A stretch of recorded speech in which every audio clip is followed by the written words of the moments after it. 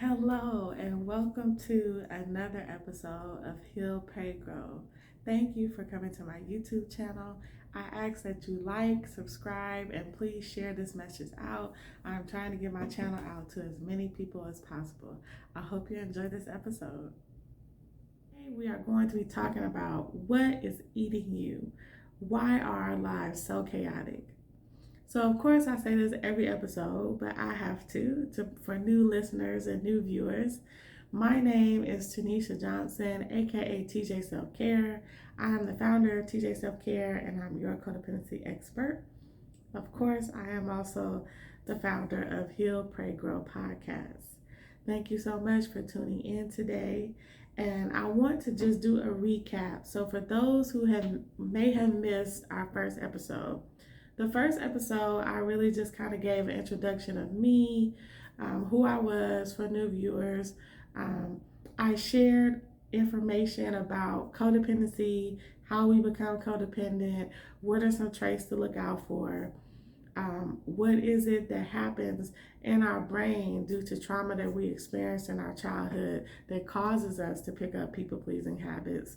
And I really just gave like a day in the life, of what it looks like to deal with it.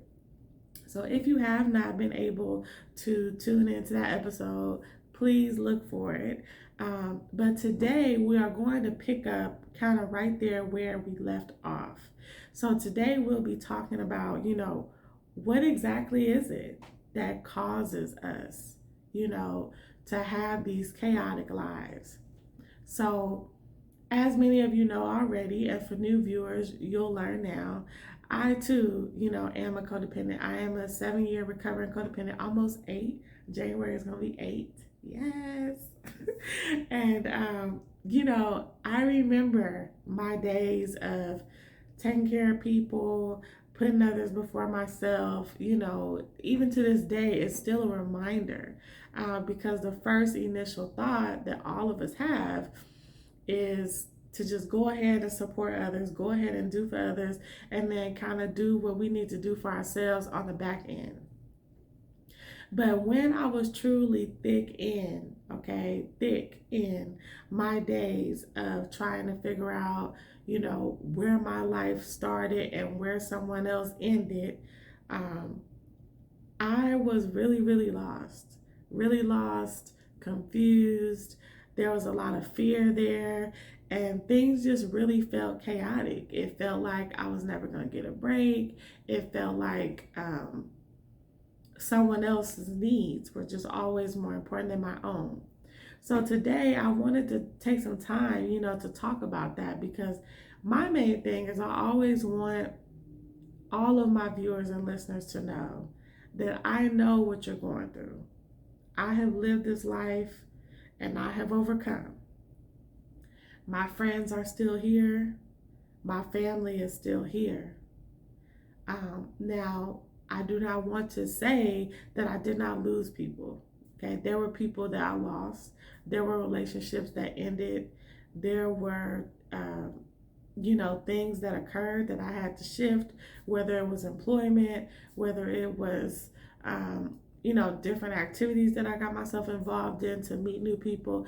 There was definitely a shift in my life, and I think sometimes shifting things, it scares us, but I want you to know that it's a part of the healing journey.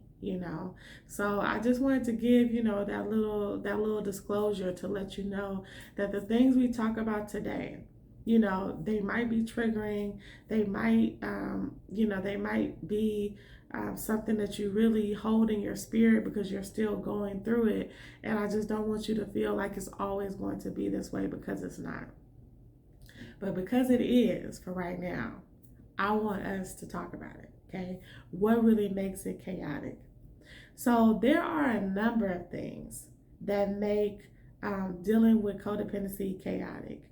But one of the top things, okay, that we're going to talk about today, and you probably already know it, is of course, we get off track due to a lack of boundaries.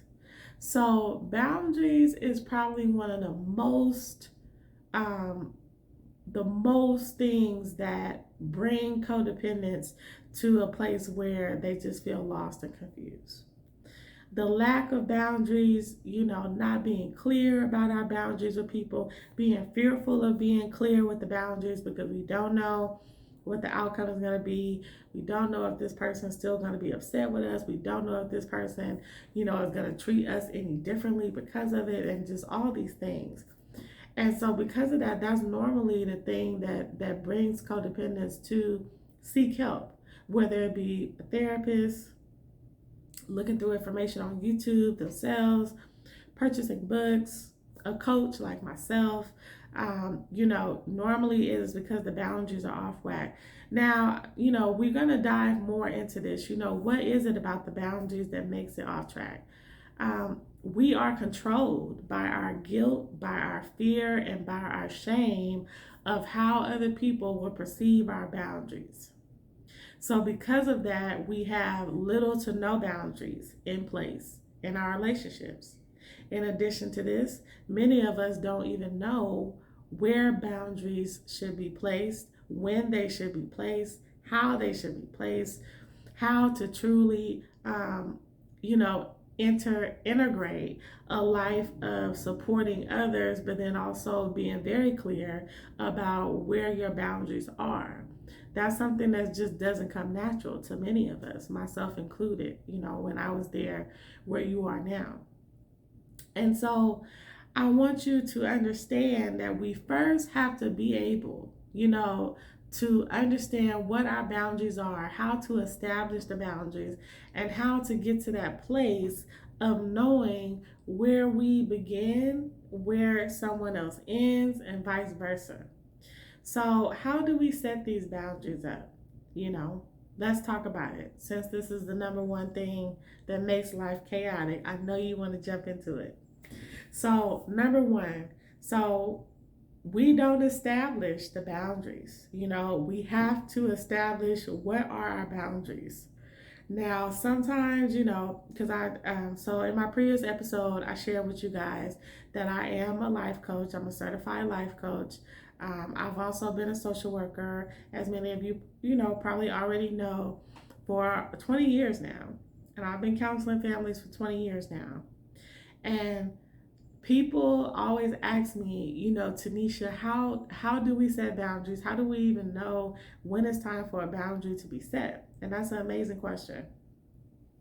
I want you to think about what are some things you don't like. Okay, now I'm going to give you a little homework. Okay, your homework is I want you to get a piece of paper, preferably right now while you're listening to this. But if you're driving or if you're preoccupied, I understand. But while you're viewing this, listening to this, I want you to get a sheet of paper. On that sheet of paper, I want you to write down things that you don't like. Let's start there. Start with things that you don't like.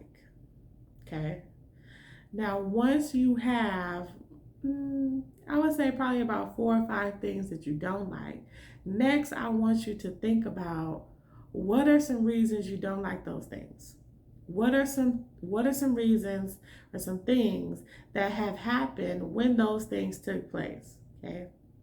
So for those of you who have never, worked with me on a one-on-one basis, I always like to make sure that my clients are clear and that things are understood. So I like to give a lot of examples, okay? Hope you guys don't mind. So an example of this, say for example, I don't like giving people rides. Well, why don't I like giving people rides? I don't like giving people rides because it prevents me from getting to where I have to go on time.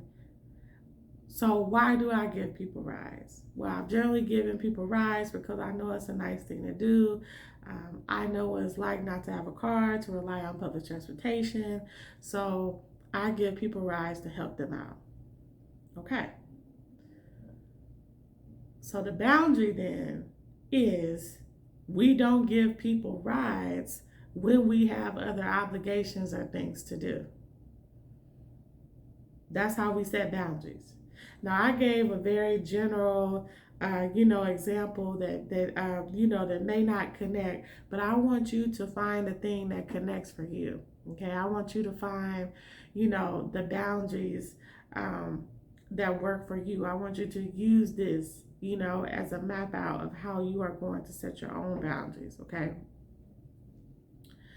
Then, once we have established the boundaries, we now have to communicate the boundaries to other people. Okay. Now, I want to be clear because communicating boundaries is not getting upset with people. And then after we block the number, after we block them on social media, after we perhaps have even told them or shared with them how we feel about their behavior, then we go ahead and we say, well, I didn't like XYZ. Now, I want you to know that the example I just gave is an example of how our past trauma from childhood is now rearing its head in our adulthood life. So you may be wondering, Tanisha, how is this possible? So let me share.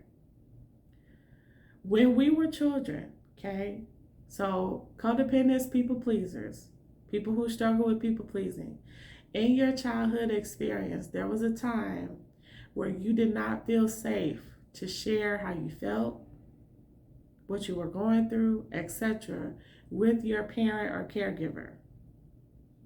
And to be clear, this safety is not about you not feeling safe in terms of like them hitting you. It could be. For many of my clients, it is.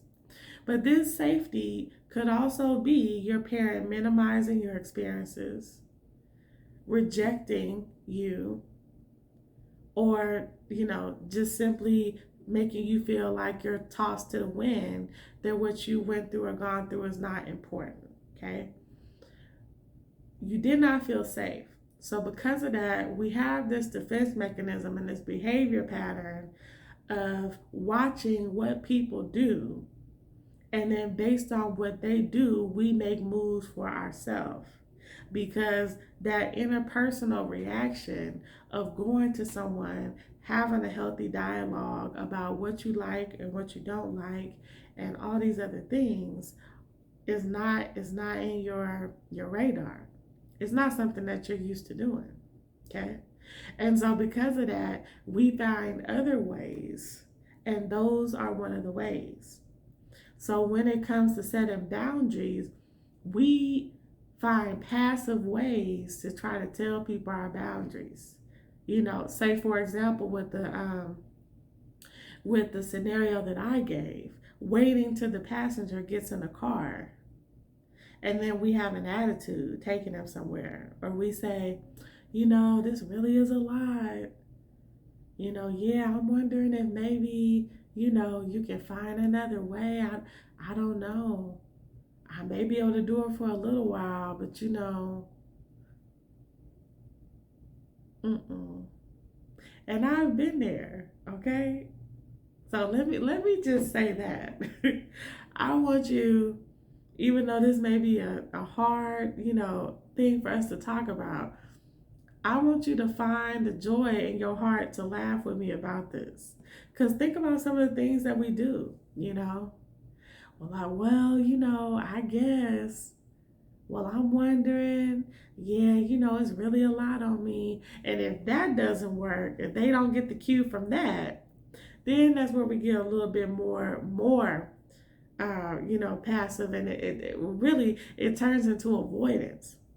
We stop picking up the phone, we stop engaging, we stop interacting. And this is all because we lack the ability to communicate the boundaries. So that's why when we ask ourselves what exactly is chaotic about having a life of people pleasing and codependency, it's the lack of boundaries. Top one. That's number one. We have to talk about that. Now, another thing we do is we don't honor our own boundaries. Okay? We go ahead and we establish the boundaries with ourselves. We lay it out. We set the boundaries. We may communicate the boundaries. But then when it gets to the wire, okay, and this person is either asking us for something or it's time for us to do something, we just go ahead and go along with it. We just go along with it. And we have to really be able to say that we are worthy of these boundaries. Self-love for codependence is understanding with your mind and with your heart and with your spirit that you deserve to have boundaries. Every single person walking, living, breathing, existing, okay, even on down to the mammals, okay, deserve boundaries. We all deserve boundaries. We are not used to having boundaries because having boundaries, saying no, may have not been safe in our households. If you really take time to reflect, to think about the parent that you grew up with or the caregivers that you grew up with, okay, was it really a good idea for you to say no? Could you really say no? I know in my personal life, there were times in my childhood that saying no was just not an option. It just didn't feel safe. And it's not because anybody was doing anything or saying anything, right? Sometimes for some of us, it is somebody saying something.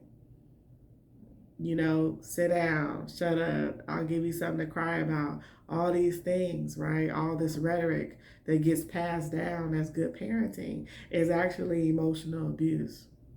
And what we find is when we get older and we turn into adults, we are still living under those same rules and directions and guidelines. So that's why it's so important for us to really ask ourselves, now that we are adults, now that we do hold the key in our hand, what is our boundaries? And then communicate those boundaries to people in a way that you're not burning yourself out and don't feel bad about it. So, let's talk a little bit about, examples and ways to set boundaries. Because, listen, I know this is hard. Some of you may be viewing this, listening to this right now, and like, Tanisha, how do you know everything? Are you in my mind? What's going on? Listen, I know because these are things that I did myself. Okay? I used to block people. I used to avoid people. I would go at all costs. I remember one time there was a situation where I was just just didn't want to deal with a person to the point that because I didn't want to go to their event, I had to tell everybody else that I knew was going the same thing I told them. I went somewhere else. I didn't post nothing on social media. I didn't post nothing nowhere. I was like, every single person that I know that was supposed to be at this event cannot know that I wasn't there. Everybody have to think the same thing. Okay? Now, this was Tanisha like 10 years ago. Okay? I think it was something like in grad school and some type of little hangout or something that everybody was going to, and I just didn't want to go. I didn't want to go. But I didn't know how to tell the person that I didn't want to go. So I had to act like I was involved in other things. I wasn't feeling well. I had to stay home for whatever reason. And I just used that as a way to not go. But it was crazy. It was crazy. And so I give you that to let you know that you are in safe hands when we're talking about this, okay? I know what you're going through. I have lived it. And the tools that I'm giving you are tools that I give clients, in my coaching programs as well as, one-on-one. So what healthy boundaries sound like? Let's really dive into this, okay? Let's really do it because I know sometimes we don't know. We just don't know. So what do healthy boundaries sound like? I have 3 examples here. The first one is, this one is for, if you are going to dinner with someone or you're supposed to hang out with someone and you change your mind and you're like, hey, I don't want to go. I will not be able to go to dinner with you tomorrow night. I am tired and need to take care of myself. Okay. Number two, I know that this is important to you, and I am honored you are sharing the experience with me. I need some time to consider before I make my final decision. So this is for those times where, somebody is kind of like urging you or you feel pressed to make a decision like right now. You can use this, okay? The last one is I will not be able to hang out with you when you engage in activity that I am not comfortable with. So that one more for is like, you know, if someone is drinking or having some type of like behavior that you don't like, that they're doing around you, that is an example of something that you can say. So, in all three of these scenarios, what I want you to see is we're we're doing like I call it the sandwich, okay?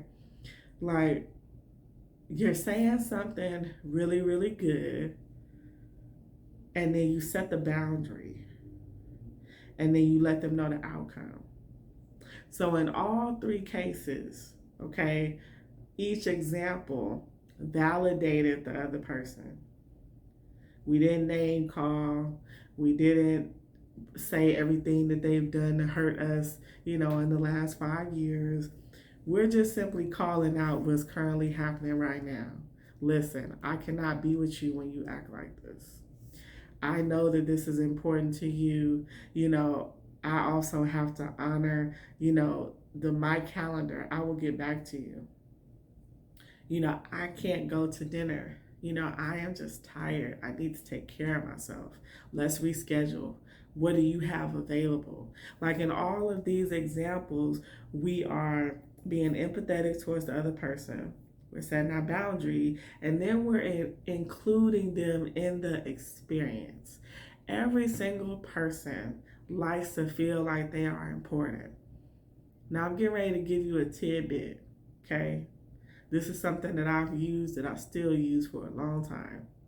When you first start setting boundaries, and especially when it's time to go out, I want you to tell people, let me look at the calendar. There's been a lot going on. Let me look at the calendar. Now, maybe some of you do genuinely have a calendar, okay? And that's fine. But the calendar is you checking in with yourself about whether or not you want to go. Right? Now, all of us are going through different phases of healing from codependency, and finding ourselves. Some of you may be going through that depression stage where you don't want to see anybody. Some of you may be coming out of the depression stage and you're trying to put the pieces together. And then others of you, are just kind of going through this revolving cycle of trying to figure out still, yes, I know what I want to do, but how do I say it? How do I communicate? How do I get it across? Right? So there are various, phases that we go through in codependency. That's something that I dive into more in my 10-week coaching program. If you would like to learn more about that, you can go to tjselfcare.com and apply. But we have various phases that go on throughout codependency, and so I want to honor each phase. So through that depression stage, what we find is we just simply don't have the energy, right? Setting boundaries, saying no is something that we're not used to doing yet. It's something that's still new to us, and so because of that, we're just kind of all over the place. We're all over the place, and that's okay. And that other phase of like, you coming out of the depression and now you're trying to put the pieces together, sometimes the calendar method, as I call it, is still good there as well because, you notice that you do want to have more time for yourself. And so you want to make sure that you really take time, to physically look at a calendar or just reflect in your mind about what do I want to be involved in for this week. Do I have times in my calendar where I can rest? Do I have times in my calendar where I'm doing things for myself? Do I have times in my calendar where I'm spending time with people that are important, that pour into me? Um, and those type of questions that we ask ourselves, and when you're in that last phase of like just really trying to get the swing of it, sometimes we find that we're so in love with us that we just want to stay there for a minute. I was there for a minute. For a minute, I was just in the house. And first it was like more so depression, like, man, I don't know what I like anymore. I don't know what I want to do anymore.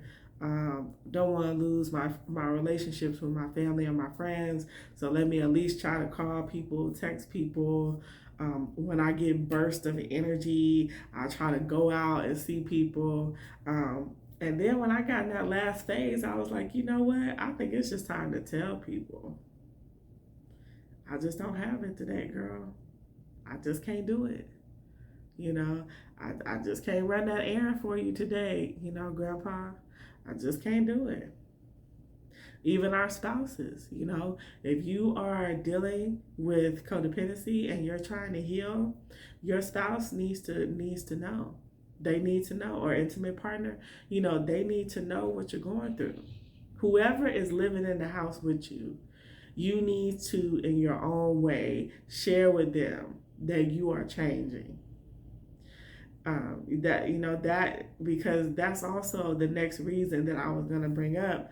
That's why life gets chaotic as well, because we do not take the time to share with people that we're close to. I'm not talking about people you haven't talked to in a while, or coworkers that you really don't have a relationship with. I'm talking about those people that see you day in, day out, 24/7, all the time. We don't share with them what's really going on for us.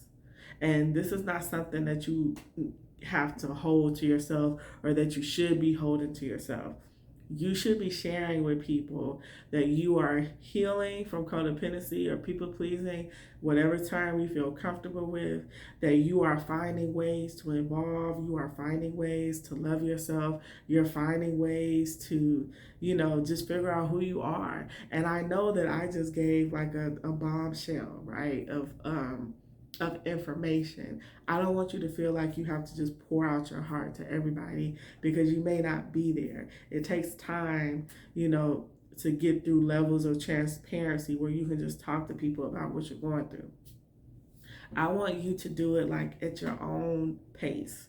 So whatever you feel comfortable saying, if you just feel comfortable saying, I just realized that I really don't know who I am, and I decided I want to take some time for me, that's fine. You don't have to go into a full spill. If you really want to go into a full spill, I encourage that too.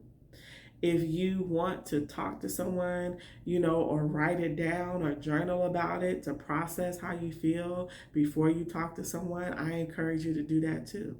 Do whatever you need to do so that you feel good about sharing your experience with someone else.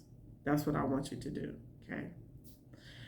So I just wanted to take a moment, for us to really think about how would life be different if we did not have this chaos? How would things be different? And I want you to kind of look over some of the events that have happened to you over the last week. Of course, I'm going to say write them down. But either reflect on them or write them down, and really ask yourself, how can things be different for me moving forward? How can things be more productive for me moving forward? What are some boundaries that I need to put in place right now, and with who? So there's an activity that I do, with my coaching clients, where we go through every single step necessary to set healthy boundaries. We reflect and think about and map out people in your life that can support you with setting boundaries, that can support you with growing and evolving. And also we talk about those people that you may have to actually set boundaries with and consider whether or not do you want to cut this person off? Do you want to attempt to set the boundaries and see what happens? That's always the number one thing I recommend, because we want to try to get away from that instinct that tells us to cut people off. Feeling like you have to cut people off is a trauma response. And I say that because cutting people off is very abrupt, is very, sometimes, there's no coming back from it, you know, and there's not much thought in it. When you cut somebody off, it's easy to just keep going a lot of times. There will be times where we think about the person, we remember good times with them possibly, but that cutting off and then that person is just like a vision that's gone in your mind, that's a trauma response. That's something that we used to do in our childhood to survive, and we're no longer surviving, we're living. And so I don't want to control your healing journey or what you feel is best for you, but I do want you to consider, is cutting someone off truly the right thing to do? Is there a conversation that needs to be had or said? How do you want to go about having that conversation? Do you need a mediator? Do you want to write it down? I do not recommend text. But if you feel more comfortable texting, text. Always, if there is no, past history of physical assault, or this person doesn't have a past history of being aggressive and being unable to self-regulate themselves when they get upset, I always encourage people to do stuff face to face. Okay, even if it's over a FaceTime or a Zoom call, face to face is always best, okay? But if for whatever reason you don't feel comfortable doing face to face, of course, I do not want you to put yourself in a situation where you're not comfortable, because then you're not going to be able to think, reflect, and respond, and all those things necessary when we set boundaries, okay? So whether it's a phone call, top one is face to face. Second is phone call. Last resort is text message or a letter, right? Now with the letter is actually a little bit better even than the text message, because with the letter, there's no immediate response, right? Some time will pass, before this person gets it. That also, not only does that leave you time to think and reflect, it also leaves a space for this person to open it on their own time, read it on their own time, etc. Text messages kind of go straight to the phone. When we're in our emotions, the person opens it, now they're in their emotions and they're upset, and now we're just sending all these horrible texts back and forth, back and forth, back and forth to each other. And my thing is, if a text message go past 3 sentences, you might as well call. Okay, you might as well, because you're having a conversation. But if for whatever reason you don't feel like it, those are the 4 methods to get in contact with people, and just really talk to them about what needs to improve. Share to your to your liking what is going on. What is going on? Is it them doing something that you don't like? Are they asking too much of you? Are they making you feel like, it's required to support them or help them to some extent? What exactly are they doing? Let them know that. Now, as always, I like to incorporate, the power of God, the power of us praying, the power of us opening up our minds, our heart, and our spirits, to the idea that God knows all these things. We are not alone. We are not trying to figure these things out by ourselves. Many of us have past history of trying to figure out everything by ourselves, do everything by ourselves. And what we learn is that is no longer our life. We learn that that's no longer how we need to live. So the scripture for this week that I would like you to reflect on is Psalms 56:3. And it says, "What am I afraid? I will trust in thee. In God I will praise his word. In God I have put my trust. I will not fear what flesh can do unto me." So this verse speaks to me because it really lays the foundation that God is in control. We don't have to fear setting boundaries because we know that he knew that this was going to happen. The life that God has waiting for us, we cannot get there if we continue to take care of other people. We cannot get there if we continue to prioritize other people's needs before our own, right? It's almost like running a race with someone. You helping this person put on their shoes and get their water, and get their stretches together, but you're not doing it for yourself. So they get out there before you running their race, and now you out there running yours, but they already have like a mile on you because you then had to do the same thing for yourself that you just did for them. And that's one of the reasons why we have to truly consider, are we walking in fear when it comes to our healing journey? Are we allowing other people's concerns, feelings, emotions, responses to dictate how we're moving through our life? And you may find that your answer is yes. For most of us, our answer is yes. And I want you to know that that's okay. It's nothing to be ashamed of. It's nothing to be, beating yourself up about or anything like that. So I hope that you have truly, truly enjoyed this podcast. I hope that you take this scripture into your week. And I pray that you just continue to walk your own way, knowing that it's okay, knowing that God is with you, God is with us. I am on this journey with you. Like I tell all my clients, I may be on mile 100 and you're on mile 5 or 10, but we are all still in the same race together. So as we close today, I just want to extend a prayer of love, a prayer for encouragement, and a prayer of understanding. So Lord, we just come to you today saying thank you. Thank you, God, for us understanding our value in this world. Thank you, God, for us understanding that we are in the image of you.